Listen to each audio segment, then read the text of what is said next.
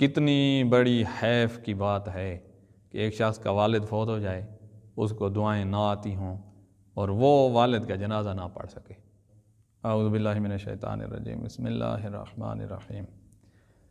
مسلمان کی میت پر نماز جنازہ پڑھنا واجب کفائی ہے، اور مسلمان کو جنازہ پڑھ کر دوسرے مسلمانوں پہ واجب ہے کہ دفن کیا جائے۔ نماز جنازہ میں 5 تکبیریں ہیں، اور ہر تکبیر کے بعد دعا پڑھنا واجب ہے۔ پیش نماز جماعت کے ساتھ نماز جنازہ پڑھا رہا ہے، تب بھی پیچھے جو مقتدی کھڑے ہوں گے ان پر تکبیریں بھی واجب ہیں اور دعائیں بھی واجب ہیں۔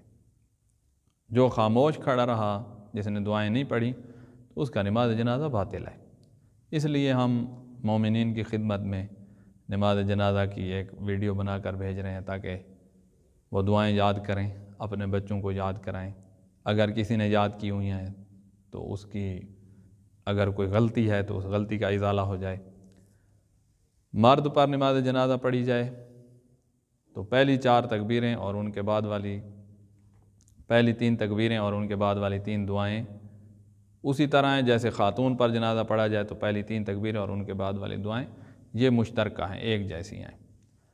چوتھی تکبیر کے بعد جو چوتھی دعا ہے مرد کی علیحدہ ہے، اگر میت خاتون کی ہے تو علیحدہ ہے، اگر بچہ فوت ہوا ہے تو اس کی علیحدہ ہے، اگر بچی فوت ہوئی ہے تو اس کی علیحدہ ہے۔ اب قاری صاحب نماز جنازہ پڑھیں گے، ہم ان کے پیچھے ہم بھی پڑھتے رہیں گے، اور چاروں قسم کی آخری جو دعائیں ہیں مرد کی علیحدہ بھی پڑھیں گے، خاتون کی علیحدہ پڑھیں گے، بچے کی علیحدہ پڑھیں گے، بچی کی علیحدہ پڑھیں گے۔ اور نماز جنازہ جب شروع کیا جائے تو مستحب شمار کیا گیا ہے کہ اس سے پہلے 3 دفعہ اگر جماعت کے ساتھ پڑھا جا رہا ہے تو 3 دفعہ الصلاۃ الصلاۃ الصلاۃ یہ کہا جائے گا۔ مرد کے درمیان میں پیش نماز کھڑا ہوتا ہے اور خاتون کے سینے کے برابر پیش نماز میں کھڑا ہونا ہوتا ہے۔ 5 تکبیر نماز جنازہ حاضر میت پر واجب قربتاً الی اللہ، یہی اس کی نیت ہے۔ یہ زبان کے ساتھ الفاظ کہنا ضروری نہیں ہے، یہ آپ کے سمجھانے کے لیے میں نے بیان کیا ہے۔ دل میں یہی ارادہ ہے کہ 5 تکبیر نماز جنازہ حاضر میت پہ پڑھ رہا ہوں قربتاً الی اللہ، یہ نیت ہو گئی ہے، اور اس کے بعد وہ تکبیر کہے گا اور نماز جنازہ شروع کر دے گا۔ الصلاة الصلاة الصلاة على الميت الحاضر، الله أكبر، أشهد أن لا إله إلا الله وحده لا شريك له، وأشهد أن محمدًا عبده ورسوله، أرسله بالحق بشيرا ونذيرا بين يدي الساعة، الله أكبر،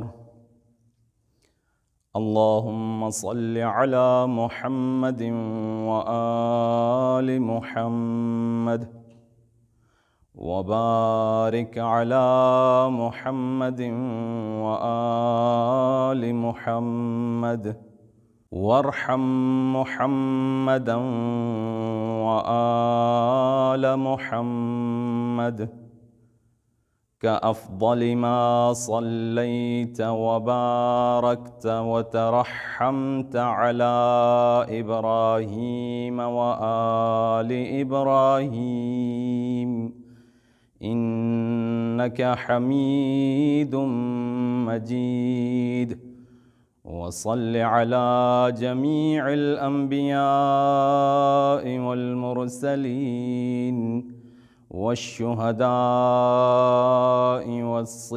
والصديقين وجميع عباد الله الصالحين.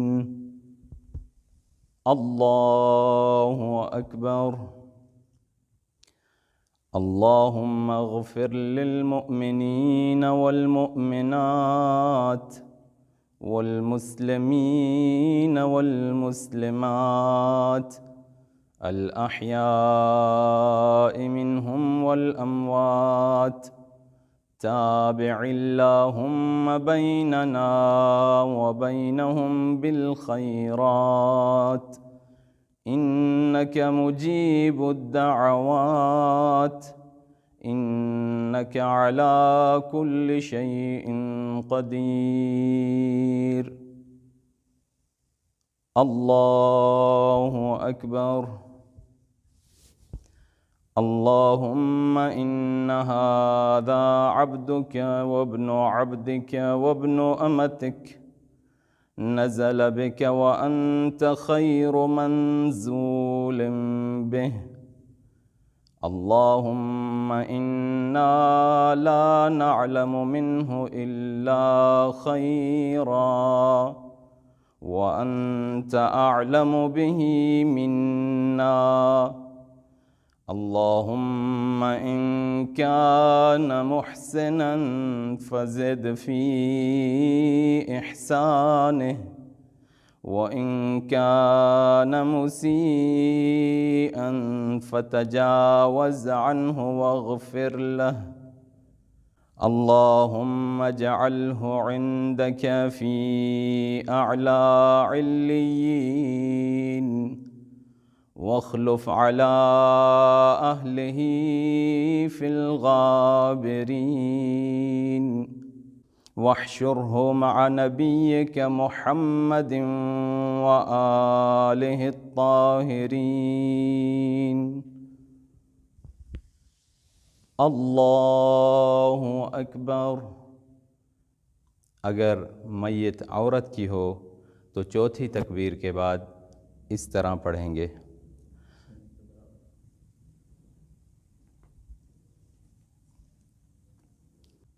اللهم إن هذه أمتك وابنة عبدك وابنة أمتك، نزلت بك وأنت خير منزول به.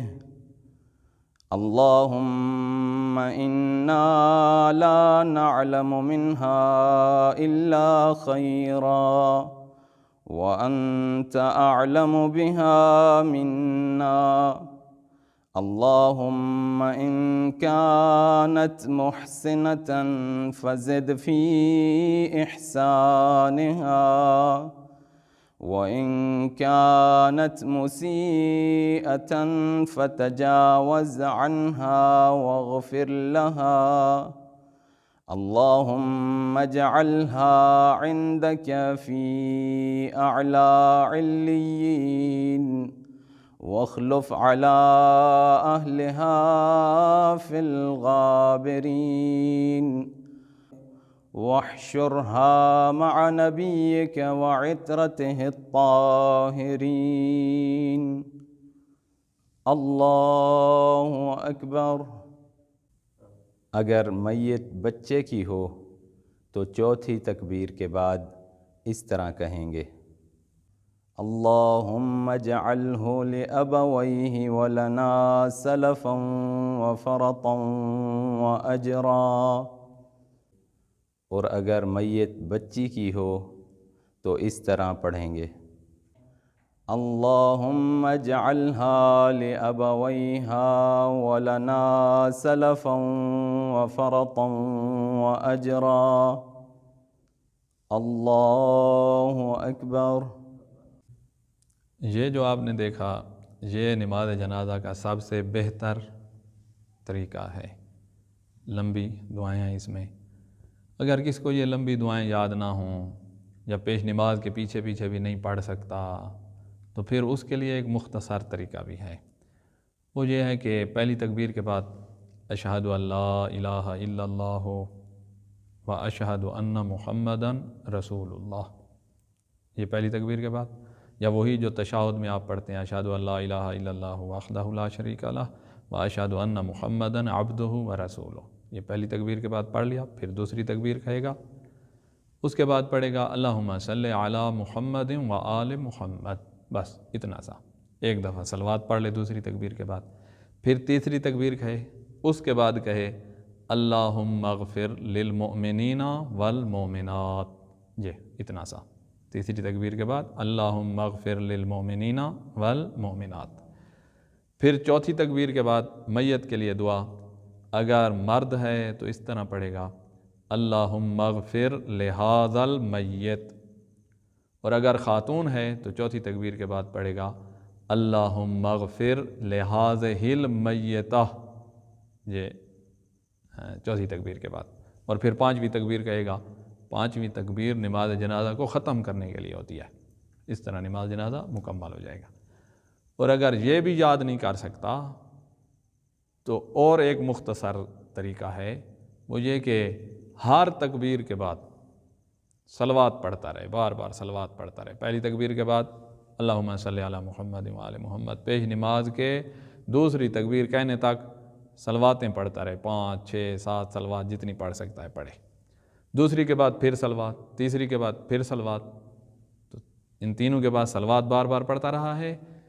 چوتھی تکبیر کے بعد پڑھ دے میت، اگر مرد کی ہے تو پڑھے اللہم اغفر لہذا المیت، اور اگر خاتون کی ہے تو پڑھے اللہم اغفر لہذہ المیتہ۔ یہ مختصر ترین جنازہ ہے، اتنا پڑھنا واجب ہے، جو نہ پڑھے گا اس کی نماز جنازہ باطل ہے۔ اور بچے جو ہیں ان کی تکبیریں آپ سن چکے ہیں، تکبیروں کے بعد چوتھی تکبیر کے بعد والی دعائیں آپ سن چکے ہیں، ان پر وہی دعائیں پڑھی جاتی ہیں، چاہے آپ نے پہلی تکبیروں کے بعد بار بار صلوات پڑھی ہو، چوتھی تکبیر کے بعد بچے کے اوپر پڑھا جائے گا اللہم اجعلہ لآبویہ ولنا سلفا وفارۃ واجرا، اور اگر بچی ہے تو چوتھی تکبیر کے بعد پڑھیں گے اللہم اجعلہا لآبویہا ولنا سلفا وفارۃ واجرا۔ اور یہ جو ہم کہہ رہے ہیں کہ تکبیروں کے بعد دعائیں نہ پڑھیں تو نماز جنازہ باطل ہوگا، وہ ان لوگوں کا باطل ہوگا جنہوں نے دعائیں نہیں پڑھی ہیں۔ پیش نماز نے پڑھی ہیں، نماز جنازہ ہو گیا ہے، لیکن وہ لوگ جنہوں نے دعائیں نہیں پڑھی ہیں تو وہ ایسے ہیں جیسے جنازے میں شریک ہی نہ ہوئے ہوں۔ اور کتنی بڑی حیف کی بات ہے کہ ایک شخص کا والد فوت ہو جائے، اس کو دعائیں نہ آتی ہوں اور وہ والد کا جنازہ نہ پڑھ سکے۔ پیش نماز نے تو پڑھ دیا ہے لیکن بیٹے والد کے جنازے میں شریک نہیں ہوئے ہیں، بیٹے والدہ کے جنازے میں شریک نہیں۔ یہ بہت بڑی عیب کی بات ہے کہ انسان والد یا والدہ کے جنازے میں شریک شمار نہ ہو، یہ عیب ہے، بہت بڑا عیب ہے۔ خداوند عالم آپ کی توفیقات میں اضافہ فرمائے۔